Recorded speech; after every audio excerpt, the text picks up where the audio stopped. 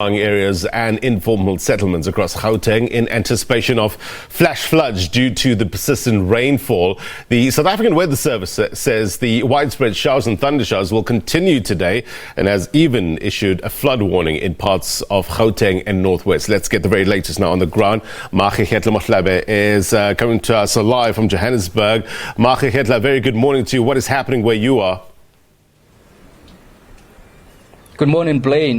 We are in Maageketla informal settlements in Alexandra, and the reason why I'm standing where we are, Blaine, is because we just want to give you a picture of how difficult it is going to be should this river, Jacques River, burst or its banks burst. It's definitely going to be difficult for these residents to escape this area.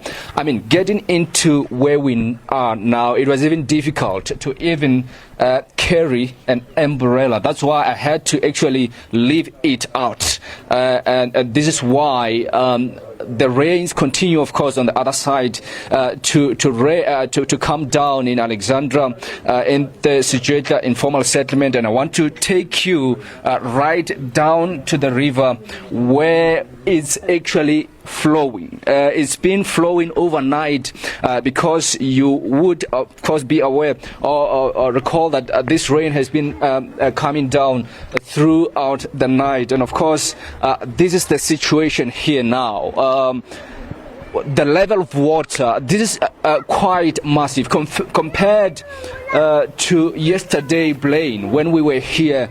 This is not what we saw yesterday. So clearly, the water levels coming up here at Jacques River, and of course, some of the stems of these trees that are on right beside this particular river here, we could see them yesterday, but today they are submerged into this river.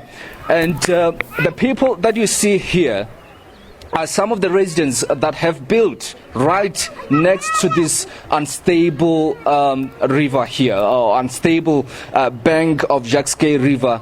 And this is what they normally do. When it rains like this, during these floods, they would actually take tents to come by and inspect if they are still safe, and inspect if this edge is not caving in. But the question is, how are they going to escape this should any disaster happen here?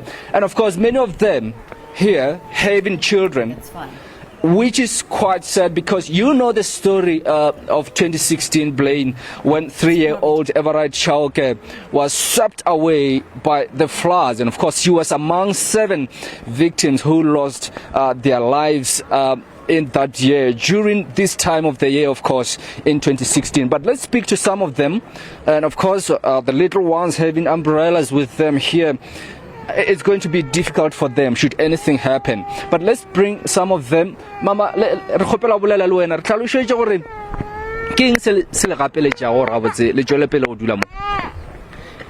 Thina sihlala la ngoba sihluphekile, asina ndawo yokuhlala, asisebenzi, indawo bafuna ukuthi sibhadale irent. Manje thina sinayo imali yerent, amadoda wethu awasebenzi, imisebenzi ayikho. That's why sihlala sihluphekile. Akunala sizo yakhona. Mara le ya lemoga kotsi le gore le bane le yona, le na le bana sheba ebile ba gare ba lla go atonya metsi a gare a tla godimo mo Jacques River. Le lemoga kotsi le gore le bane le yona. Siyakhumbula, mara asina ichoice, akunala sizo yakhona. Akunala sizo yakhona. Kwamele sigijimele khona lana. Akunala sizo yakhona. Jana mile ge noka e ka wela, le tlo dire jwang, le tlo khona go tshaba jwang le bana? Angeke sikhona. Angeke sikhona. Sizogijima kanjani sinabantwana? Angeke sikhona. Ayikuthi sihlale la sithanda. Of course, she's saying that they are here because, I mean, the same story throughout Blaine. They do not have any choice but to continue living here because they are unemployed, their husbands are unemployed. So this is the only place they can call home, right on the edge of the raging Jacques River. Perhaps let's bring one of the residents as well, just to get an idea of why she's actually forced to live here. Mama, re kopa re tlhalosetse gore wena ke o thomile go dula neng mo no ke khwasile no? Oh, 1792. 1992. Yeah. So ntse o dula mo go khopela o nthalosetse gore ke eng se le gore wena se a gapeletša gore o dule Emagala go nsungula go tsamalana ba tema ka ina ma ID ta ze ku matindawo mara vana va yena ni vana lava funda ka xikolo la Joni mara tindawo va la ku hinyika swo ta kota ku tshama ze ta tshama la Joski a ina tindawo ta ku tshama swo ta tshama ku na ku All right, thanks so much. And of course, Blaine, she's saying that, the same story as well. They have definitely nowhere to go. And this is the reason why they continue building on the edge of Jacques River, which is overflowing as we're speaking now. And of course, government officials saying that yesterday it was 80% full. So in other words, it's almost full now. So any danger can happen anytime from now. Yeah, Maageketla, it's heartbreaking to hear that baby crying there and being part of experiencing these conditions in that area. What is government saying? What is government doing in order to assist these residents?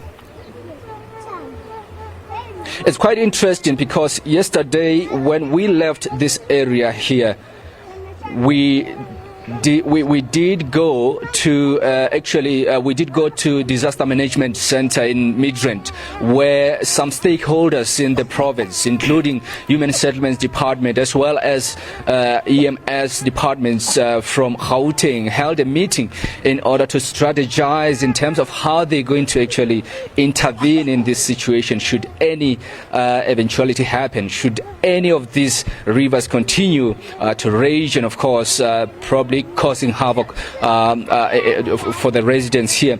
But we spoke to Human Settlements Department, that's the MEC, Lebogang Maile, and he did indicate that they've been coming through to this area in Alexandra to actually remove the people, but they seem to be coming back every time they actually take them out of this area. But let's just have a listen to what he had to say.